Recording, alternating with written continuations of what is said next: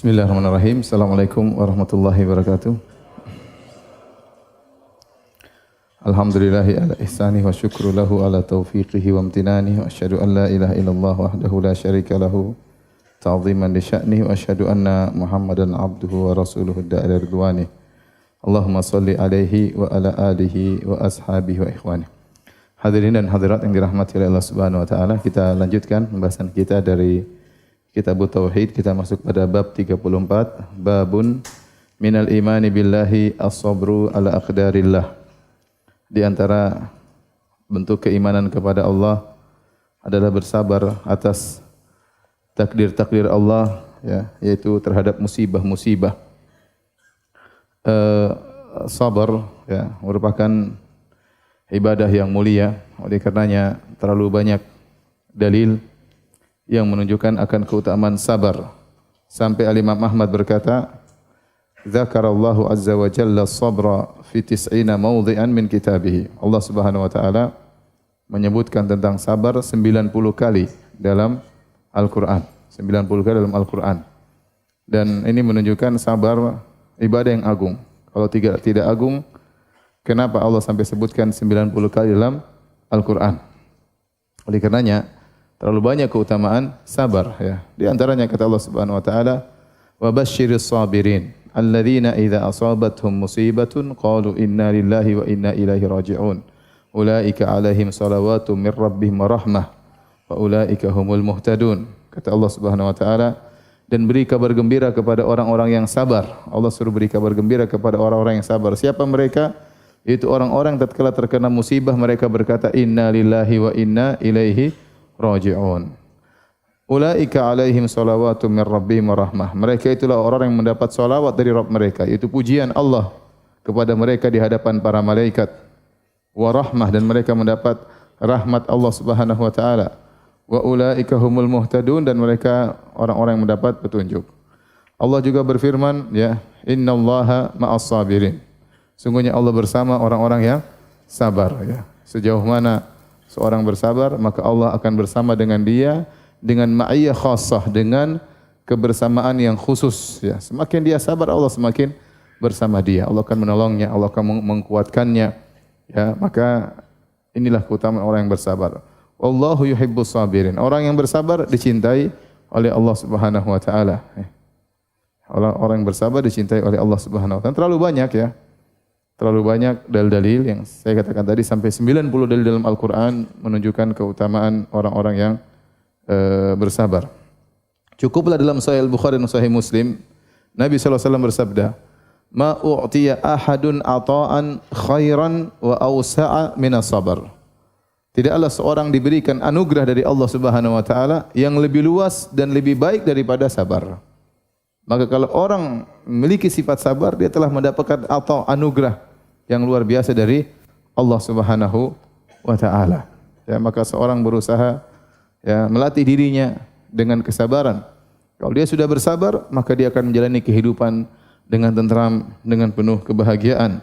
Umar radhiyallahu anhu pernah berkata, "Wajadna khaira 'aishina bis sabr." Kami mendapati, ya, kehidupan kami yang terbaik dengan sabar. Kami mendapati kehidupan kami yang terbaik dengan sabar.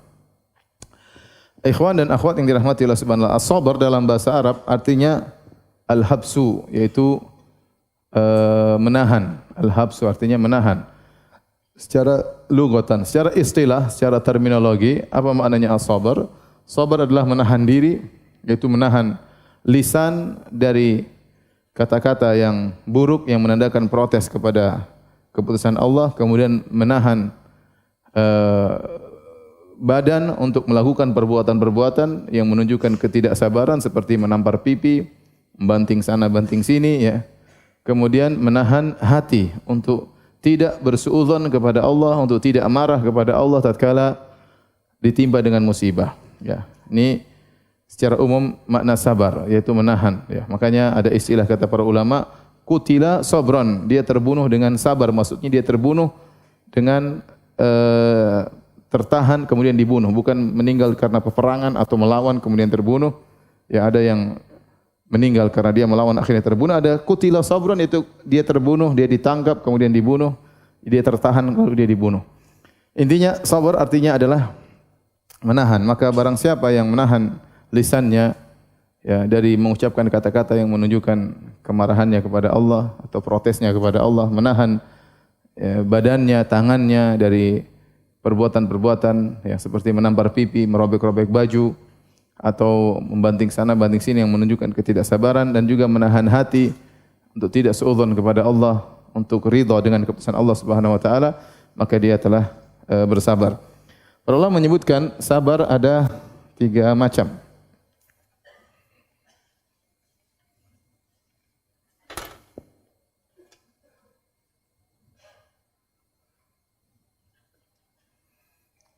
Sabar ada 3 macam. Yang pertama namanya as-sabr ala taatillah. Sabar dalam menjalankan ketaatan.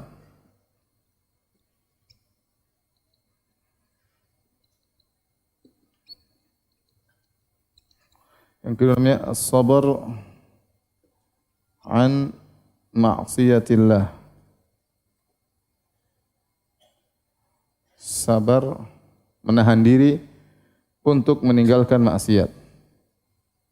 Meninggalkan maksiat. Yang ketiga as-sabr ala aqdarillah al-mu'limah. Itu sabar menahan diri dalam menghadapi musibah-musibah yang merupakan takdir Allah.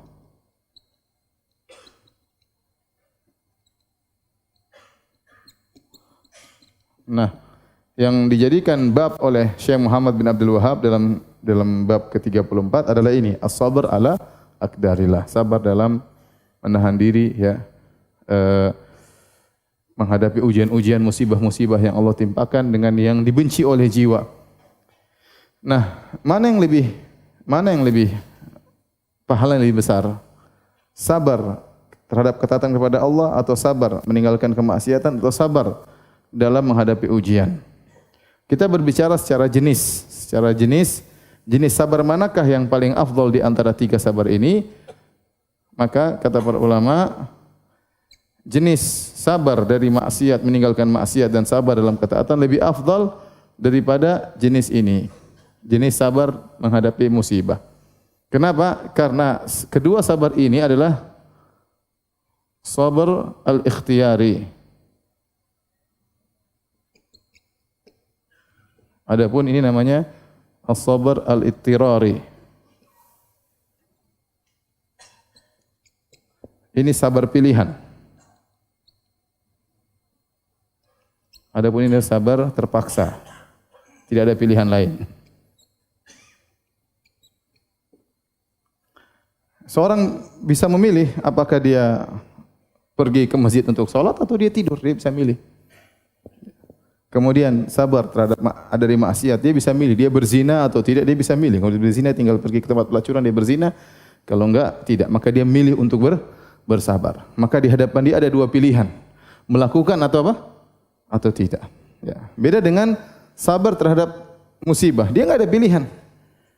Kena gempa, kena musibah, kena penyakit, dia enggak ada pilihan. Sakit atau tidak, enggak bisa. Dia enggak bisa milih. Ya sudah, dia tinggal terima apa? Terima sakit. Ya. Maka dia terpaksa harus apa? Bersabar karena tidak ada pilihan di hadapan dia. Maka disebut dengan sabar al-ittirari. Oleh karenanya para ulama mengatakan, sabarnya Nabi Yusuf tatkala digoda oleh wanita Imra'atul Aziz, istri dari menteri yang konon namanya Zulekha, itu lebih berat dan pahalanya lebih besar daripada waktu dia dilemparkan di sumur. Ya, karena waktu dilempar di sumur dia enggak ada pilihan. Dia sabar menghadapi musibah, dilempar dalam sumur, dijual sebagai budak, dia enggak ada pilihan. Ya, tetapi tatkala digoda oleh Imra'atul Aziz, maka dia ada pilihan, mau berzina bisa, enggak juga bisa. Di depan dia 2 pilihan. Ternyata dia milih untuk meninggalkan maksiat. Maka sabar ini ya, lebih afdal daripada sabar pilihan, lebih afdal daripada sabar terpaksa. Paham? Paham tidak? Ada orang miskin, saya sabar Ustaz, itu sabar terpaksa. Enggak ada pilihan. Kalau dia pilihan kaya, miskin, dia pilih miskin, itu baru sabar pilihan. Kebanyakan orang yang miskin sabar apa? Terpaksa. Mau apa lagi ya? Enggak ada pilihan lain kecuali apa? Sabar ya. Nah, ini secara jenis nanti akan kita bahas. Kemudian di antara dua ini, sabar dalam ketaatan dan sabar meninggalkan maksiat, mana yang lebih afdal sekarang? Antara ini atau ini? Mana yang lebih afdal ya?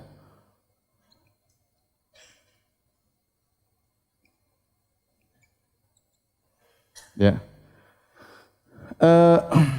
Sebagian ulama berpendapat bahwasanya sabar dalam jalan ketaatan kepada Allah dibandingkan dengan sabar meninggalkan maksiat, lebih afdal sabar meninggalkan maksiat, ini lebih agung di sisi Allah. Kenapa? Karena pendorong atau motivasi yang mendorong dia untuk bermaksiat lebih berat daripada motivasi yang buat dia untuk meninggalkan ketaatan. Apa motivasi orang untuk bermaksiat? Syahwatnya. Dia syahwatnya, ingin memuaskan hawa nafsunya, ingin memuaskan syahwatnya dan bergejolak dalam hatinya. Menolak itu lebih berat daripada sabar di atas ketaatan. Apa yang mendorong orang untuk tidak taat? Malas. Mau ke masjid malas, mau sholat malas. Kekuatan dorongan antara hawa nafsu dengan kemalasan lebih kuat mana? Hawa nafsu. Ya. Kekuatan dorongan hawa nafsu untuk menjerumuskan orang dalam maksiat lebih berat, lebih kuat daripada kekuatan kemalasan untuk membuat orang meninggalkan ketaatan. Dari sisi ini, sebagian ulama berpendapat, ini jawabnya apa? Khilaf ya. Khilaf. Sebagian ulama berpendapat bahwasanya sabar meninggalkan maksiat lebih afdal daripada sabar meninggalkan ketaatan. Karena perjuangan dia lebih berat. Ya. Perjuangan dia lebih berat. Seorang tergoda dengan wanita, seorang ingin melihat hal-hal yang haram di depan di HP-nya atau ketika bersendirian. Seorang ingin, ini semua lebih berat daripada sekedar dia menanggalkan selimutnya karena ngantuk untuk sholat subuh ke masjid. Ya. Sehingga sebenarnya berpendapat sabar meninggalkan maksiat lebih berat daripada, lebih afdal daripada sabar dalam menjalankan ketaatan. Pendapat yang kedua sebaliknya, dia mengatakan bahwasanya sabar menjalankan ketaatan lebih afdal daripada sabar dari maksiat. Kenapa? Ditinjau dari jenis ketaatan itu lebih disukai oleh Allah daripada jenis meninggalkan maksiat. Meninggalkan maksiat ibadah, menjalankan ketaatan ibadah. Jika dibandingkan antara ketaatan dalam menjalankan ibadah dengan jika dibandingkan antara ibadah menjalankan ketaatan dengan ibadah meninggalkan maksiat, lebih disukai ibadah menjalankan apa? Ketaatan. Dari sisi itu sebagian ulama mengatakan bahwasanya jalan sabar dalam menjalankan ketaatan lebih afdal daripada sabar meninggalkan maksiat. Ini pembahasan para ulama secara jenis ya. Tetapi kenyataannya kita lihat bisa jadi yang ini lebih berat daripada yang ini ya. Contoh misalnya seorang diuji, anaknya meninggal ya, tentu lebih berat daripada sekedar diuji untuk pergi sholat subuh ke masjid. Itu tidak. Secara jenis memang, secara jenis dua sabar ini lebih afdal daripada sabar ini. Secara jenis. Ya, seperti kita katakan lelaki lebih afdal daripada wanita secara jenis. Namun ada wanita yang jauh lebih afdal daripada lelaki dalam sebagian sisi. Ada wanita yang soleh dibandingkan lelaki yang kurang soleh lebih afdal apa? Wanita misalnya ya. Misalnya ya, kata Allah walaysa dzakaru kal unsa, lelaki tidak sama dengan wanita ya. Jadi dalam sebagian hal yang sabar ini lebih agung, lebih unggul dibandingkan yang lainnya. Contoh seperti Nabi Ayub alaihissalam yang Allah sebutkan dia diuji dengan ujian yang berat, yaitu diberi sakit, kata ahli tafsir selama 7 tahun. Sakit yang membuat orang-orang jauh dari dia karena jijik melihat tubuhnya ya. Ini ujian enggak gampang ya. 7 tahun sakit dengan parah seperti itu. Ini namanya sabar menghadapi ujian. Maka Allah menyebutkan kesabarannya tersebut, inna wajadnahu sabiran ya. Kami dapati dia seorang yang apa? Sabar. Ya. Allah puji dia khusus tentang kesabarannya dalam menghadapi ujian. Sementara Nabi Yusuf alaihissalam disebutkan secara khusus tentang kesabarannya dalam apa? Meninggalkan rayuan Zulaikha. Ya. Jadi semuanya agung, tetapi terkadang sesuatu lebih besar daripada yang lainnya. Ya. Paham?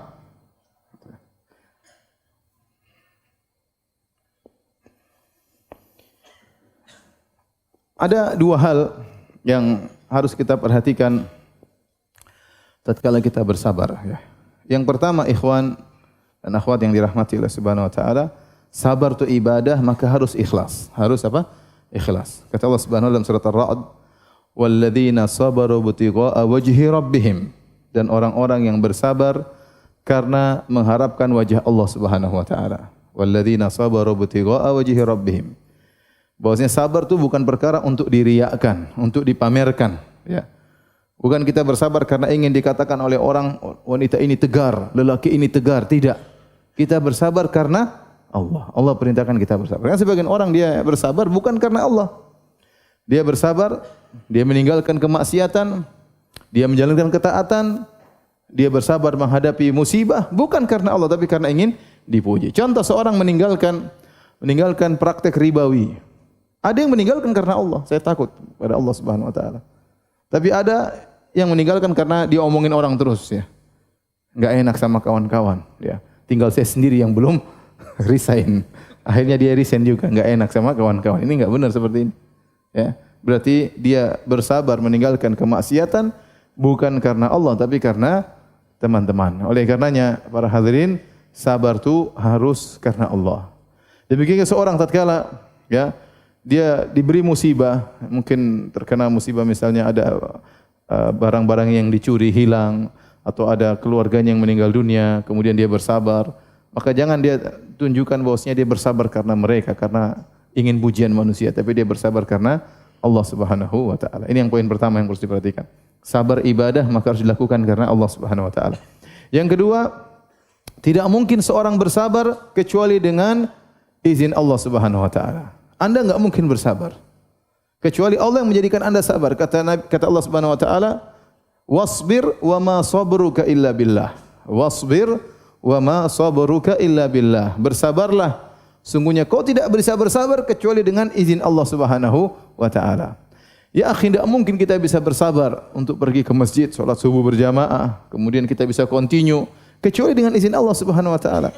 Tidak mungkin seorang bisa bersabar mengumpulkan uang untuk bisa umrah, untuk bisa haji kecuali dengan izin Allah Subhanahu wa taala. Ujian di hadapan dia banyak, dia ingin beli ini, beli ini, ya. Enggak mungkin seorang bisa bersabar misalnya menghadapi istri yang suka ngomel kecuali dengan izin siapa? Allah. Tidak mungkin seorang wanita bersabar dengan suami yang kurang ajar kecuali dengan izin siapa? Allah Subhanahu wa taala. Kita enggak mungkin sabar kecuali dengan izin Allah Subhanahu wa taala. Maka seorang jangan ujub dengan dirinya.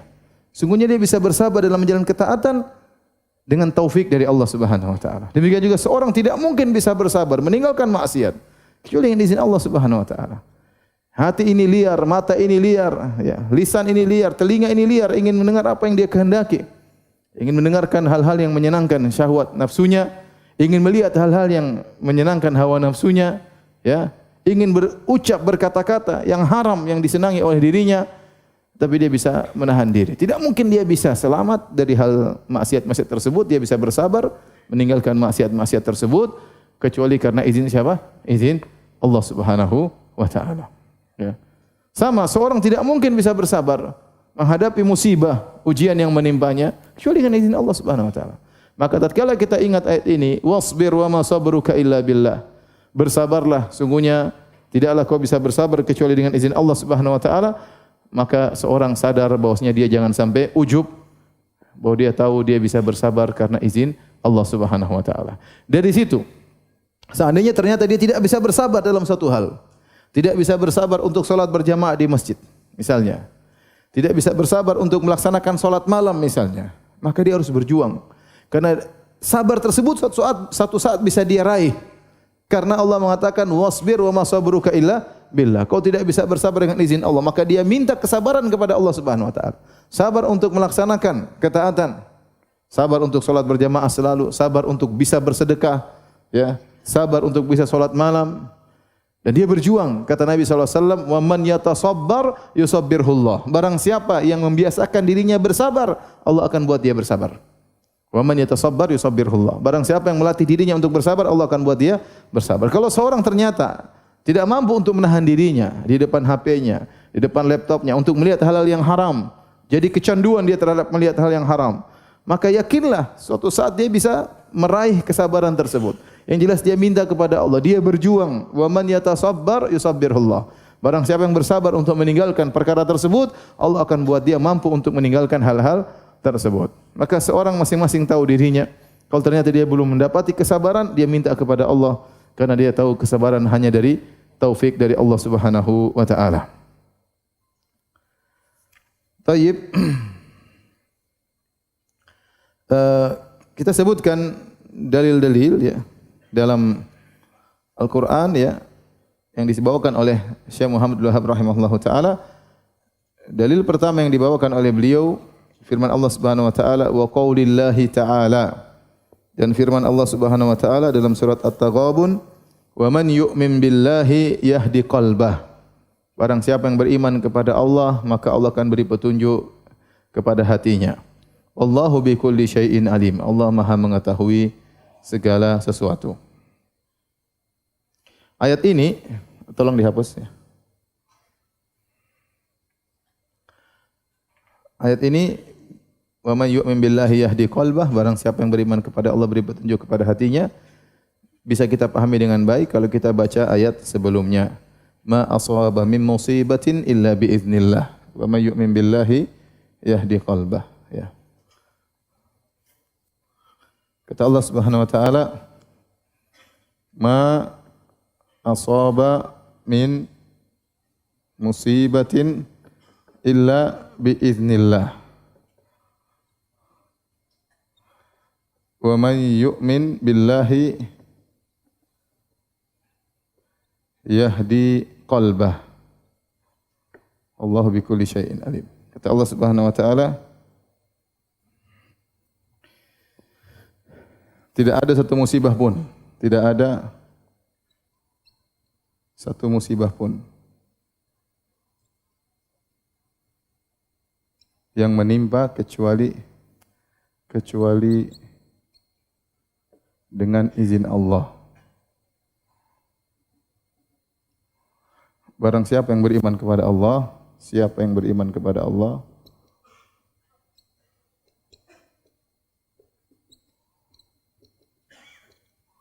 Allah menunjuki hatinya. Allah memberi hidayah kepada hatinya.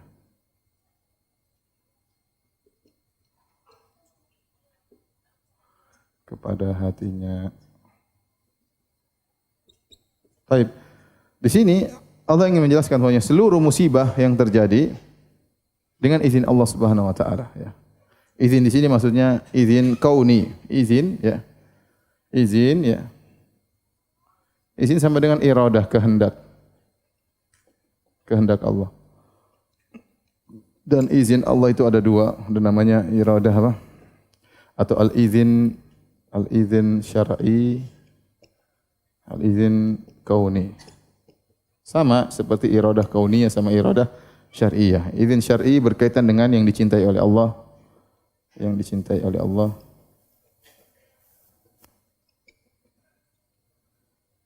Adapun izin kauni bisa dicintai Allah, bisa tidak.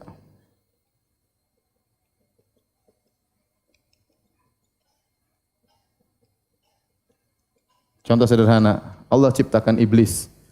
Iblis itu bagus atau buruk? Buruk. Tapi iblis tercipta dengan izin Allah atau tidak? Izin Allah. Dengan kehendak Allah atau tidak? Dengan kehendak Allah. Berarti Allah mengizinkan dia untuk menggoda manusia, dan Allah berkehendak dia juga menggoda manusia. Itu namanya izin kauni ya. Tentu di balik itu ada hikmah.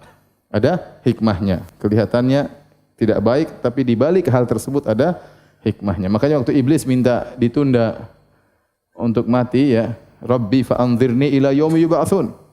Ya Rabbku, ya, tundalah kematianku sampai hari kiamat.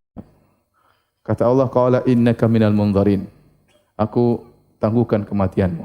Dia minta ditunda mati buat apa? Untuk ngajak ente-ente ke neraka. La ahtanikannahu wa dzurriyyatahu. Aku akan mengajak mereka, ya. Aku akan mengajak keturunannya Adam, ya. La uzayyina lahum fil ard. Aku akan menghiasi kemaksiatan di atas muka bumi agar mereka tergoda. Dia ungkapkan semua. Kata Allah, silakan. Berarti Allah mengizinkan dia untuk hidup lama untuk apa? Menggoda. Itu namanya izin kauni, ya. Namanya izin kauni. Allah mengizinkan ini semua karena ada maslahat di balik itu untuk menguji hamba-hambanya, ya, dan banyak ini insyaallah kita bahas dalam masalah takdir suatu saat. Cuma saya ingin bagi hal ini aja, ya. Ya. Seperti firman Allah Subhanahu wa taala, ya. Wa ma hum bidharina,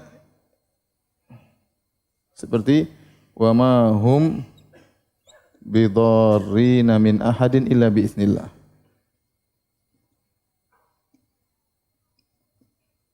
Itu orang-orang yang belajar sihir, mereka tidak mungkin memberi kemudaratan kepada seorang pun kecuali dengan izin apa? Allah. Artinya sihir tidak mungkin bisa menimpa orang kecuali dengan izin Allah. Apakah Allah suka dengan sihir? Tidak, tapi Allah izinkan terjadi. Faham? Allah izinkan terjadi. Namanya izin kauni. Ya. Adapun izin syar'i seperti dalam firman Allah Subhanahu wa taala,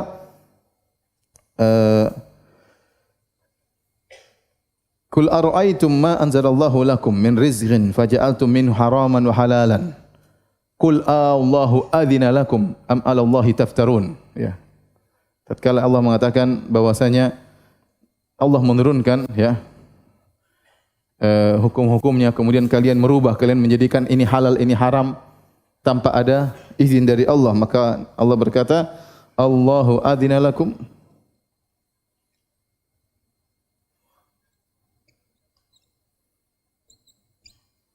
am 'ala Allahi taftarun. Kalian menghalalkan, mengharamkan seenak kalian. Apakah Allah mengizinkan kalian? Izin sini maksudnya apa? Izin syar'i. Allah tidak mengizinkan, ya. Karena Allah hanya mencintai syariat yang dicintai oleh Allah Subhanahu wa taala. Kalian buat syariat sendiri. Apakah Allah mengizinkan kalian? Nah, maksud saya firman Allah di sini, ma asaba min musibatin illa bi idznillah. Musibah manapun yang menimpa kecuali dengan izin apa? Allah, yaitu Allah mengizinkan terjadi musibah. Ya. Jadi seorang sadar bosnya ini Allah telah mengizinkan musibah yang terjadi karena kehendak Allah Subhanahu wa taala, ya. Bahkan sudah tercatat di Lauhil Mahfuz, ma asaba min musibatin fil ardi wala fi anfusikum illa fi kitabin min qabli an nabra'aha. Kata Allah, tidak ada suatu musibah pun menimpa diri kalian dan menimpa di atas muka bumi illa fi kitabin, kecuali telah tercatat di Lauhil Mahfuz, min qabli an nabra'aha, sebelum kami ciptakan musibah tersebut. Inna dzalika 'ala Allahi yasir. Semua itu mudah bagi Allah Subhanahu wa taala. Sehingga semua yang terjadi dengan izin Allah Subhanahu wa taala. Kemudian kata Allah, "Wa may yu'min billah", barang siapa yang beriman kepada Allah. Maksudnya beriman kepada Allah di sini apa? Iman kepada takdir. Iman kepada takdir, bahwasanya semua yang terjadi atas takdir Allah. Bukankah di antara rukun iman yang keenam, wal imanu bil qadari khairihi wa syarrihi. Beriman kepada takdir, takdir yang baik maupun takdir yang buruk. Dan namanya musibah, semua orang enggak suka. Siapa yang suka dikasih musibah? Takdir buruk. Tapi kita meyakini bahwasanya yang Allah ciptakan bukan cuma kebaikan saja. Keburukan yang terjadi juga atas takdir siapa? Allah Subhanahu wa taala. Namun saya ingatkan, semua musibah, semua kerusakan yang terjadi dengan izin Allah, di balik itu semua ada maslahat. Ada sesuatu yang Allah cintai. Sederhananya seperti inilah, ada orang sakit, kita kasih obat. Obat itu kan enggak enak, tapi di balik obat tersebut ada apa? Kesembuhan. Terkadang harus diamputasi. Karena di balik amputasi tersebut ada kebaikan. Kata Allah Subhanahu wa taala, "Dhaharal fasadu fil barri wal bahri bima kasabat aydin nas liyudhiqahum ba'dalladzi amilu la'allahum yarji'un."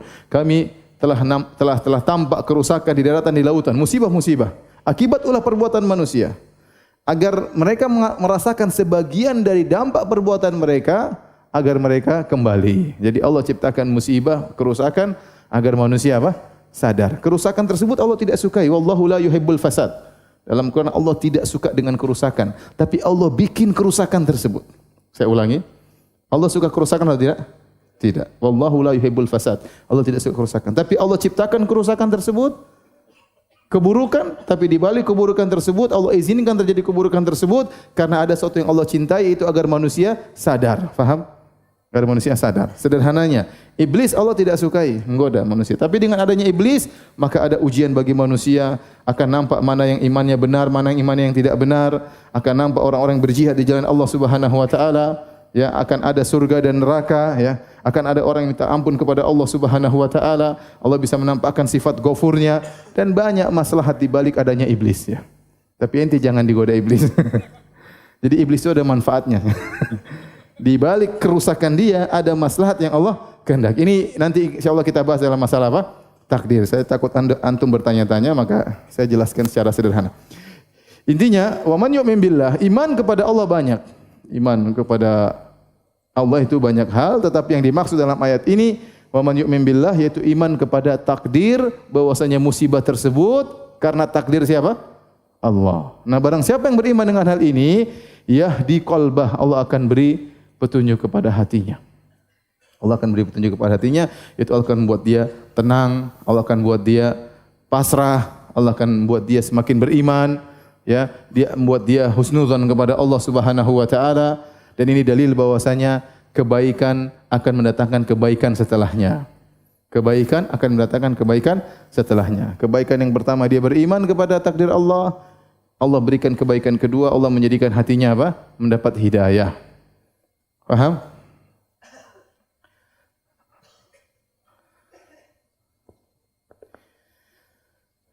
Qala Alqamah.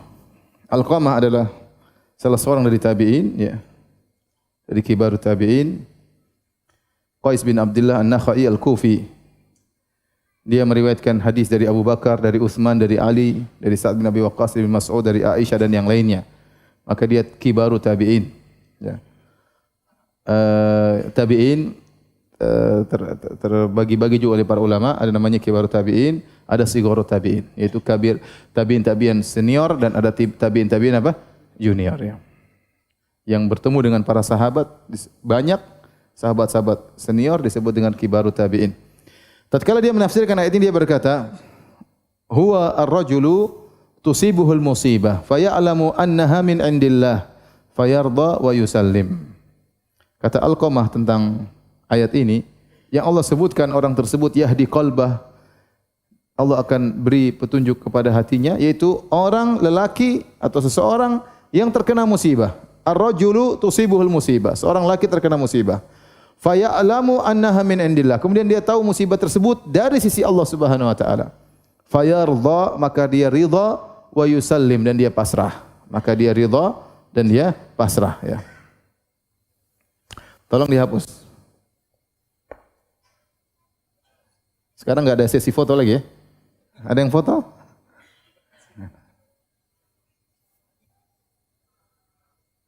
Oke, sudah. Silakan hapus.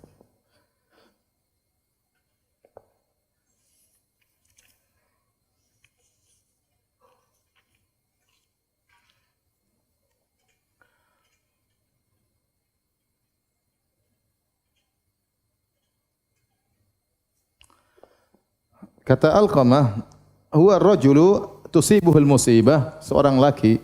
Ayat tadi bercerita tentang seorang laki tusibuhul musibah, kemudian terkena musibah, faya'lamu annaha min indillah. Maka dia tahu bahwasanya musibah tersebut dari sisi Allah, fayarda wa yusallim. Fayarda wa yusallim, itu ridha dan dia pasrah, ya. Dia ridha dan dia pasrah. Menyerahkan diri. Dia ridha. Yang wajib bagi seorang terkena musibah adalah sabar. Yang wajib bagi seorang terkena musibah adalah apa? Sabar. Ridha adalah tingkat yang lebih tinggi daripada sabar. Kata para ulama, ridha itu mustahab. Tidak semua orang ridha. Ya, ridha itu maksudnya dia senang dengan musibah tersebut. Ya sudah, alhamdulillah. Dapat musibah, alhamdulillah. Enggak gampang orang bilang begitu, ya. Kadang orang mengucapkan dengan berat hati, alhamdulillah ala kulli hal, alhamdulillah. Itu berarti dia belum. Kalau ridha itu derajat lebih tinggi, alhamdulillah. Alhamdulillah. Dia ridha dengan keputusan tersebut, dia yakin di balik musibah tersebut ada kebaikan sehingga dia senang dengan musibah tersebut. Dia bukan berharap musibah, tapi dikasih dia senang. Ya. Kata Nabi sallallahu alaihi wasallam, la tatamannau liqa'al adu, fa idza laqitumuhu fasbutu, jangan kalian berangan-angan bertemu dengan musuh. Tapi kalau sudah bertemu sabar.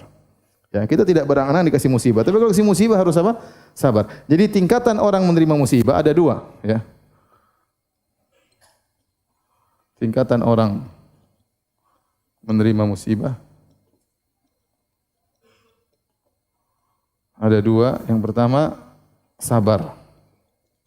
Yang kedua ridha. Sabar nih hukumnya tadi apa? Wajib. Hukumnya wajib. Kalau ridha hukumnya apa? Sunnah. Disukai. Tidak sampai wajib. Tidak wajib. Kalau bisa maka itu yang terbaik. Kalau tidak bisa yang penting dia harus sabar. Sabar tadi apa? Dia tidak boleh suudzon kepada Allah. Tahan hatinya. Kemudian dia tahan lisannya. Dia mau marah, dia sabar. Dia mau protes, dia sabar. Tahan tangannya. Dia mau banting piring, dia sabar misalnya. Nah itu sudah enggak sabar namanya. Nah, kalau bisa sabar itu wajib hukumnya. Ya. Tetapi ridho ini tingkatan yang lebih tinggi. Ridho sebenarnya ada dua kalau kita mau perinci lagi. Ya, ridho terhadap keputusan Allah. Kemudian ridho atau suka dengan musibah tersebut.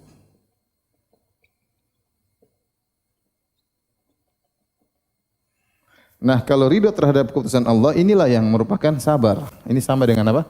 Sabar. Sama dengan sabar. Nah, ini yang kita bilang apa? Ini. Yang sunnah itu yang ini.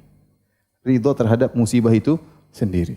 Ente harus ridho dengan keputusan Allah ya. Tapi ente ridho dengan musibah tersebut itu tingkatan lebih tinggi. Ya, tingkatan lebih tinggi. Tapi Nabi mengajarkan kita untuk melatih diri. Makanya kalau kita terkena musibah langsung kita bilang apa? Alhamdulillah ala kulli hal. Dan ini kekuatan luar biasa. Kalau orang terkena musibah, dia ucapkan inna lillahi wa inna ilaihi raji'un. Insyaallah sabar. Ya, insyaallah sabar. Sungguhnya kita ini milik Allah dan semuanya akan kembali kepada Allah. Semua aturan Allah. Allah yang berkehendak. Mau apa lagi? Inna lillahi wa inna ilaihi raji'un. Terus kita bilang alhamdulillah ala kulli hal. Segala puji bagi Allah atas segala keputusan, atas segala kondisi. Maka itu melatih diri kita untuk apa? Untuk ridho, tapi berat ya. Ini cuma teori ya. Prakteknya berat. Prakteknya berat.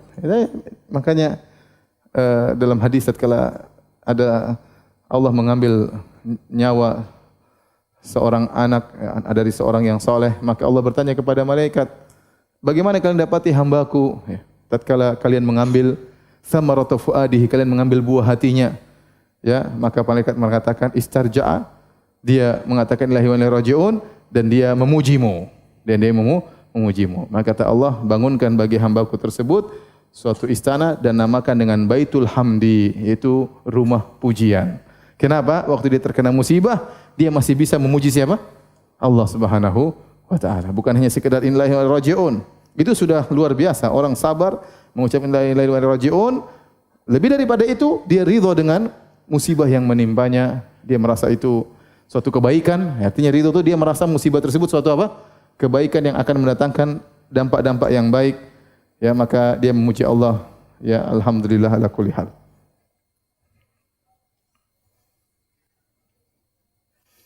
Taib, kita lanjutkan hadis berikutnya. Wa fi sahih Muslim an Abi Hurairah radhiyallahu anhu anna Rasulullah sallallahu alaihi wasallam qala. Dalam sahih Muslim dari Abu Hurairah radhiyallahu anhu bahwasanya Rasulullah SAW bersabda, "Itsnatani fin nasi huma bihim kufrun." Dua perkara yang ada pada manusia yang dengan keduanya tersebut mereka terjerumus dalam kekufuran. Ya. Atau dua perkara tersebut merupakan kekufuran yang ada pada manusia. At-ta'nu fin nasab wan niyaha 'alal mayyit. At-ta'an fin nasab wan niyaha 'alal mayyit. Itu mencela nasab atau meragukan nasab orang. Yang kedua niyaha 'alal mayyit, yaitu mengangkat suara terhadap orang yang sudah meninggal dunia. Ini dua dosa yang disebut oleh syariat dengan kufur, disebut oleh Nabi dengan kufur. Namun dia bukan kufur akbar, tapi dia kufur apa? Asghar. Dia kufur asghar. Biasanya syariat kalau mendatangkan kalimat kufur dengan tanwin tanpa alif lam, maka maksudnya adalah kufur asghar, ya. Kufur asghar. Kufur asghar itu dosa besar tapi tidak mengeluarkan seorang dari Islam. Disebut dengan kufur berarti dia dosa besar. namun tidak mengeluarkan seorang dari Islam. Maka disebut ada kufur ada dua, kufur akbar, kufur apa? Kufur asghar. Nah, dua penyakit tersebut atau kufur tersebut, yang pertama at-ta'an fin nasab, mencela nasab. Yang dimaksud dengan ta'an fin nasab ini sudah pernah kita bahas pada pertemuan sebelumnya. At-ta'an fin nasab maksudnya ada dua, yaitu meragukan nasab orang, yang kedua mencela nasab orang.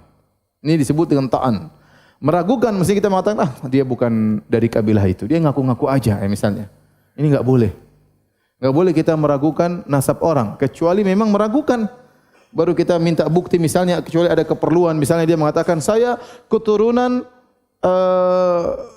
si fulan dan saya berhak mendapatkan warisan misalnya. Ya kita bilang mana buktinya? Kamu keturunan si fulan. Karena ini warisan untuk kamu kalau memang kamu keturunan si fulan. Atau ada wakaf seperti di luar negeri sana sebagian wakaf untuk penuntut ilmu dari Maghrib yang berasal dari Magharibah ya. Sebagian kawan-kawan saya mendapat wakaf tahunan. Selama dia orang Maghrib, dia dapat wakaf, dia pergi ke Mekah, dia tunjukkan dia orang Maghrib, ada buktinya, dikasih duit misalnya. Maka kalau berkaitan dengan hak duit atau yang lainnya, kita boleh tanya, ente benar ente dari keturunan fulan, dari kabilah fulan, mana buktinya? Tapi kalau enggak ada keperluannya, maka tidak perlu kita meragukan nasab orang. Tidak perlu kita meragukan nasab orang. Apa perlunya kita meragukan nasab orang? Maka saya ingatkan, tidak boleh kita meragukan nasab orang lain. Kalau dia mengaku misalnya dia keturunan fulan, ya misalnya dia mengaku dia keturunan Nabi SAW, maka kita benarkan. Ngapain ente mencela nasabnya? Kalau dia punya kesalahan, ente celah, ente tegur kesalahannya. Tapi nasabnya tidak boleh ente ragukan. Ente bilang, apa keturunan Nabi kayak begitu? Mana buktinya? Anda boleh. Kalau dia ente meragukan dia enggak boleh ente mencela dia. Kecuali ente punya dalil menunjukkan dia bukan keturunan Nabi. Kalau dia punya dalil, dia punya sajarat nasab, maka ya sudah, enggak usah kita perlu untuk meragukan hal tersebut karena dilarang oleh syariat. Ya. Kalau orang mengatakan saya keturunan raja, raja mana? Raja di Sulawesi. Ya sudah, ente raja apa kayak intinya? Enggak perlu, ya biarin aja. Kerajaannya masih ada, sudah enggak ada.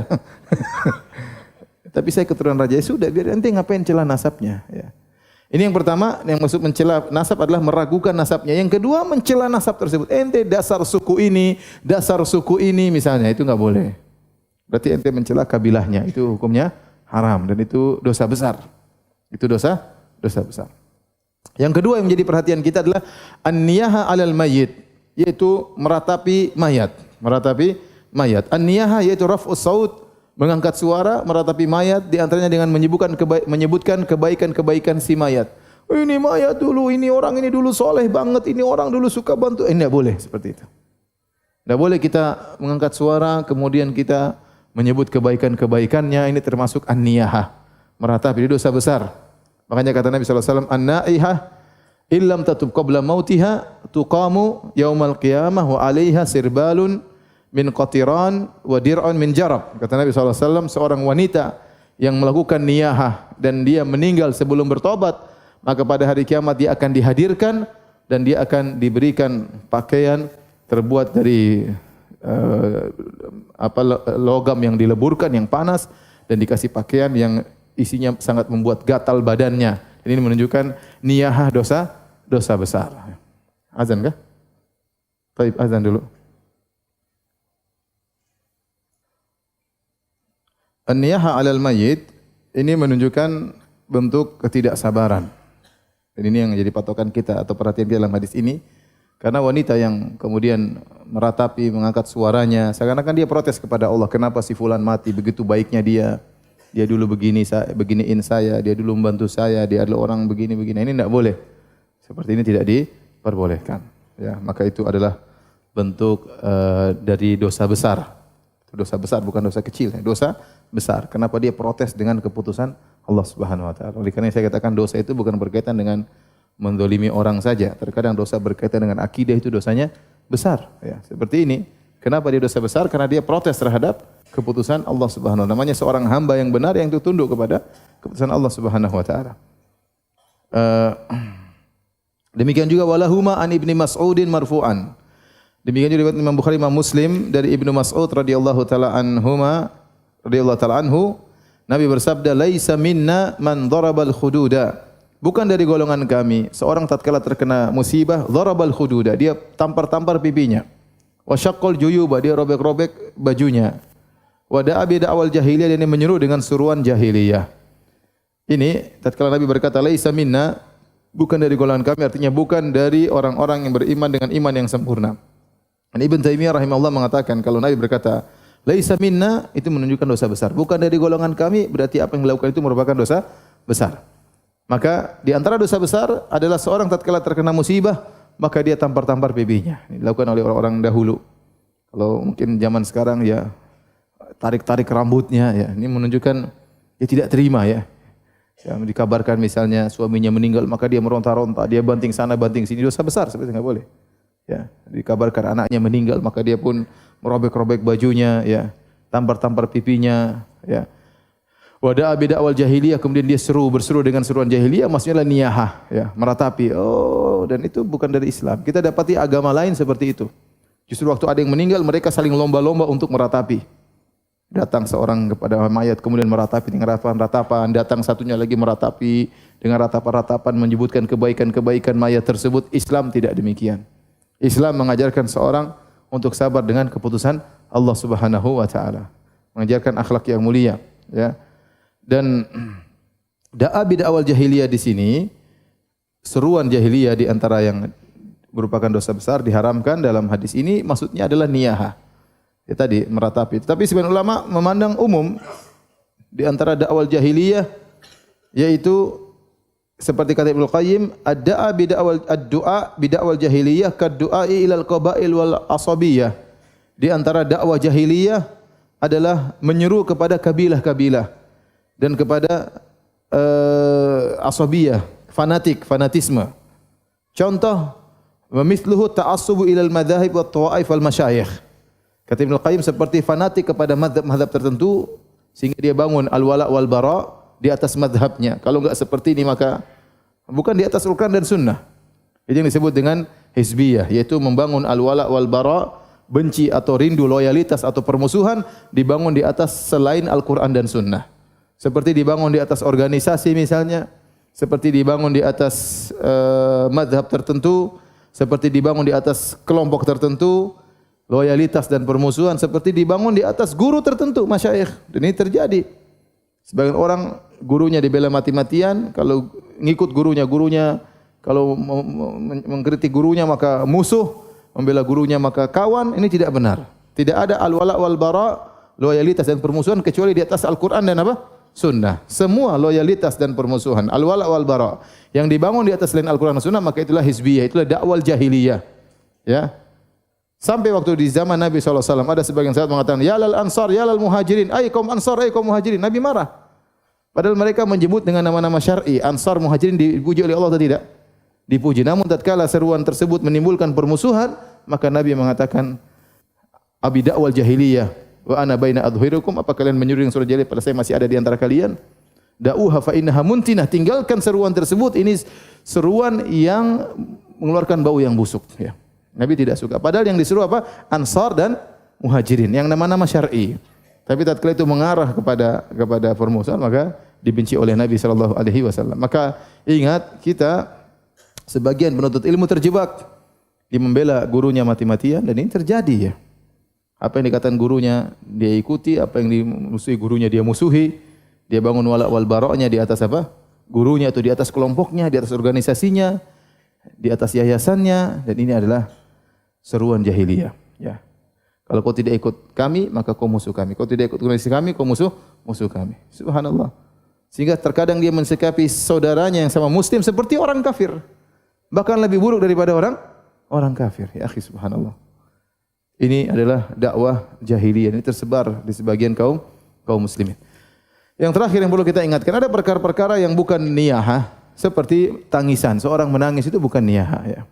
Seorang menangis ya karena rahmat, bukan karena protes kepada Allah, tapi karena sedih, karena rahmat terhadap sesuatu yang terjadi, dan ini dialami oleh Nabi sallallahu alaihi wasallam.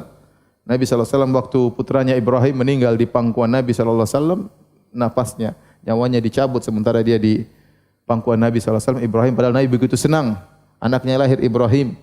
Ya, Nabi samaituhu bismi abi, aku namakan putraku dengan nama Ibrahim, nama bapakku. Dan Nabi tidak punya anak laki-laki waktu itu. Anaknya semua perempuan, 4 orang yang masih hidup. Begitu melahirkan laki-laki, Nabi senang sekali. Ternyata Allah coba Nabi sallallahu alaihi wasallam, Allah uji Nabi, belum selesai di masa susuan sudah dipanggil oleh Allah Subhanahu wa taala dan meninggal di pangkuan Nabi sallallahu alaihi wasallam. Maka Nabi berkata, "Innal aina la tadma wa innal qalba la yahzan wa la naqulu illa bima yurdi rabbana wa inna bi firaqika ya Ibrahim lamahzunun." Sungguh mata ini mengalirkan air mata dan sungguh hati ini sangat bersedih. Namun kami tidak mengucapkan kata-kata kecuali yang mendatangkan keridhaan Rabb kami. Dan sungguh kami dengan kepergianmu wahai putraku bersedih. Nah, ini tidak mengapa ya. Ya, tidak mengapa. Contoh seperti dalam Sahihain juga waktu Rasulullah SAW menuju kepada salah seorang putrinya dan cucu Nabi SAW waktu itu sakit ya dan akan meninggal dunia. Maka cucu tersebut diangkat kepada Nabi SAW sementara dia menggeliat tubuhnya sampai nafsuhu taqaqa, itu nafasnya keluar seperti ada suara tertentu, ka'annaha fi syannah, seperti air yang dialirkan di tempat kirba, di tempat air yang sudah tua, ya, fa fadat ainah. Jadi dia menggeliat kesakitan sambil mengeluarkan suara kesakitan. Cucu Nabi sallallahu alaihi wasallam. Maka Nabi pun menangis. Nabi pun menangis. Maka saat berkata, "Ma hadza ya Rasulullah? Kenapa engkau nangis ya Rasulullah?" Qala hadhihi rahmatun ja'alahu Allahu fi qulubi ibadi. Ini rahmat, sikap rahmat, sayang, kasih sayang Allah jadikan di hati hamba-hambanya. Wa inna ma yarhamullah min ibadihi ruhama. Sungguhnya Allah merahmati, mengasihi hamba-hambanya yang juga pengasih. Jadi sekedar tangisan tidak disertai dengan teriakan dan hal-hal yang menunjukkan protes, ya, maka itu tidak mengapa, ya. Kemudian di antara yang bukan perkara niyah yang disebut oleh para ulama adalah menyebutkan kebaikan mayat tanpa disertai dengan ratapan. Hanya sekedar menyebutkan, ya, sedikit, tidak jadi masalah ini orang soleh. Tapi kalau ini orang soleh, ini orang, itu enggak boleh, itu namanya niyah. Ini dilakukan oleh Fatimah radhiyallahu taala anha waktu ayahnya Nabi sallallahu alaihi wasallam meninggal dunia, maka Fatimah berkata, "Ya abatah, ya, wahai ayahku, ya, dia telah memenuhi panggilan Tuhannya, ya, min jannatil firdausi ma'wah, kepada surga Firdaus tempat kembalinya, wa ila Jibril nan'ah, dan kami kabarkan kematiannya kepada, atau Jibril, ya, ila rabbin da'ah, dia menyuruh, dia memenuhi panggilan Tuhannya." Ini semua pujian kepada Nabi, tapi tidak disertai dengan apa? Dengan teriakan atau yang lain. Seperti Abu Bakar radhiyallahu anhu waktu datang Nabi meninggal, dia mencium kening Nabi sallallahu alaihi wasallam, dia berkata, "Ya Khalillah, ya Safiyah, ya Nabiyah." Wahai Nabi Allah Subhanahu wa taala, wahai kekasih Allah, wahai pilihan Allah Subhanahu wa taala. Cukup di situ saja. Maka tidak mengapa karena menunjukkan kesedihan, tapi tidak sampai mengangkat suara, ya, teriak-teriak, yang itu adalah hukumnya haram, yaitu niyahah. Taib. Demikian saja kajian kita, tidak ada tanya jawab, ya. Insyaallah kita lanjutkan pekan depan. Subhanakallah bihamdik, asyhadu an la ilaha illa anta astaghfiruka wa atubu ilaik. Assalamualaikum warahmatullahi wabarakatuh.